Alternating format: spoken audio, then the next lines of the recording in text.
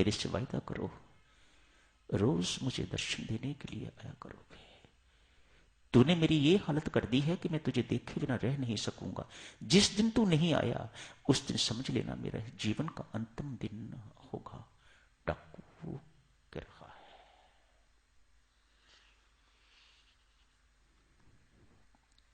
सोचें, ये सब कुछ सुन के तो भगवान के हृदय में कितनी प्रीति उसके प्रति उमड़ रही थी। बहुत प्रीति उमड़ी। कहा, तुम मेरे गहने तो नहीं छीनोगे? नहीं। 100 बार कान को हाथ लगाता हूं। नहीं। मुझे पीटोगे तो नहीं? मारोगे तो नहीं? नहीं ना। कहा ना, मैं कुछ नहीं करूंगा।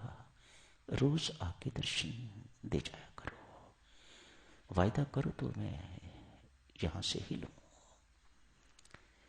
भगवान श्री वायदा करते हैं, दुर्जन आऊंगा, रोज दर्शन दिया करूंगा, अब गहने ले लो। भगवान श्री कहते हैं, अब गहने ले लो। नहीं, नहीं चाहिए। अरे कहना मानो ना, ले लो गहने। भगवान ने अपनी बांसुरी दुर्जन को दे दी है। चूड़ामणि, गले की माला, सब सोने की, सब उतार के उसे दे दी है। ले जाओ।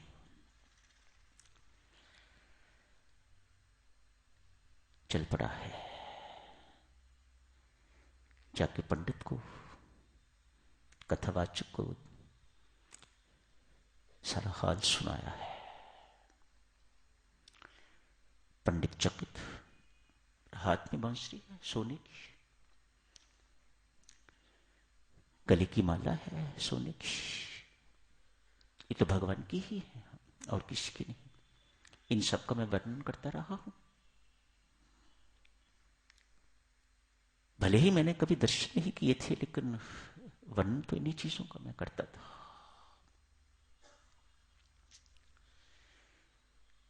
पंडित कहते हैं, क्या मुझे दर्शन करवा सकते हो? कल ही चलो, मुझे कल जाना है। आज भक्त दुर्जन सिंह पंडित को साथ लेके तो जंगल में चला गया। भक्त को बांसुरी सुनाई दे रही है, भगवान के दर्शन हो रहे हैं, पंडित को नहीं।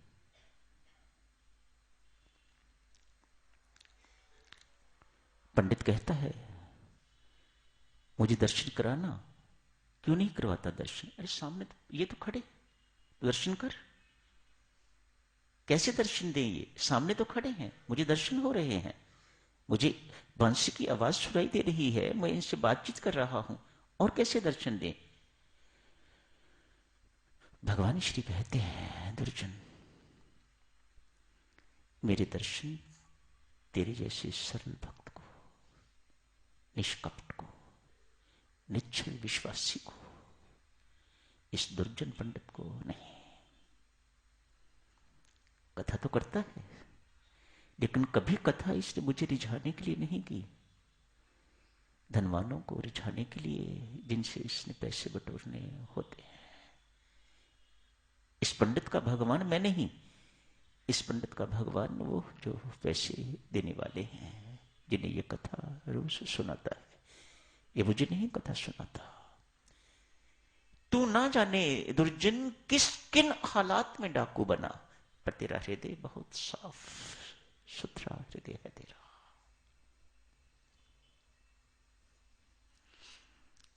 निश्चल है तू, निष्कपट है तू, परम विश्वासी है तू।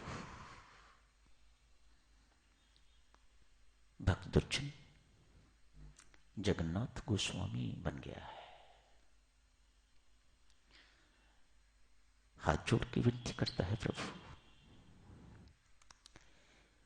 इस पंडित की मेहरबानी कि मैं आज यहां हूं, मैं इसका धन्यवाद कैसे करूं? मेहरबानी करके इसे एक बार अपनी झलक दिखा दो। ठीक है भक्त, तू जिद करता है तो एक हाथ से मुझे पकड़, एक हाथ से उसे पकड़, तब भी मेरी झांकी, मेरी झलक देख सकेगा। भगवान समझाते हैं,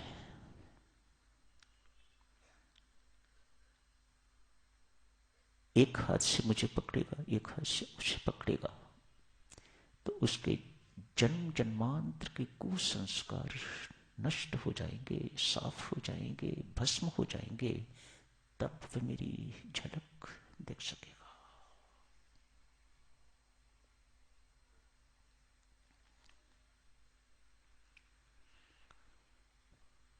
कितना पहाड़ जैसा काम है साधक जनों, माउंटेनियस टास्क बिफोर अस। इसके जन्म जन्मांतर के पाप मेरे स्पर्श से, एक तरफ मेरा स्पर्श, दूसरी तरफ तेरा स्पर्श, मानो मेरे स्पर्श का करंट उधर पहुंचेगा तो मैं उससे स्वयं हाथ नहीं लगाना चाहता। तेरे माध्यम से, तू भक्त है, तू फरियाद कर रहा है, तेरी फरियाद को मैं ठुकरा नहीं सकता। अतएव मेरे स्पर्श का करंट उसके भीतर जाएगा तो उसके जन्म जन्मांतर के पाप नष्ट भ्रष्ट होंगे, तो वह मेरी झलक पा सकेगा। ऐसा ही हुआ है भक्तजनों। उस ब्राह्मण को परमात्मा की झलक दिखाई थी।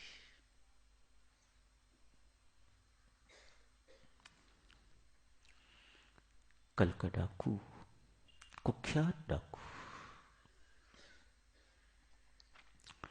परमेश्वर की कृपा से कोई साधना इस जन्म की तो नहीं थी।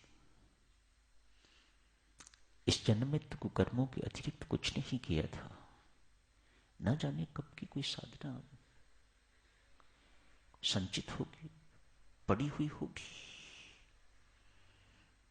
ट्रिगर कर गई, कब कैसे जागृत हो गया, सब कुछ सोया हुआ और बिना कुछ किए परमात्मा का मिलन हो गया, परमात्मा के दर्शन हो गए।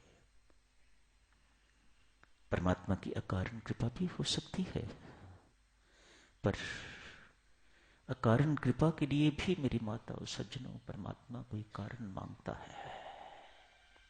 जब भी होगी अकारण कृपा होगी, ये बहुत स्पष्ट है, पर उस अकारण कृपा के लिए भी कोई कारण चाहिए परमात्मा को, और वह है साधना और हमारी निष्कपटता, निश्चलता, सरलता।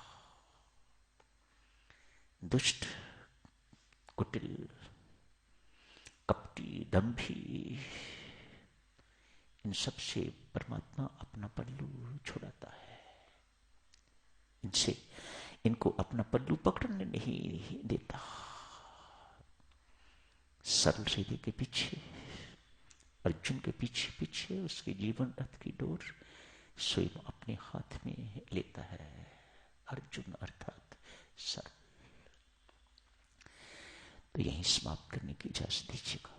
धन्यवाद।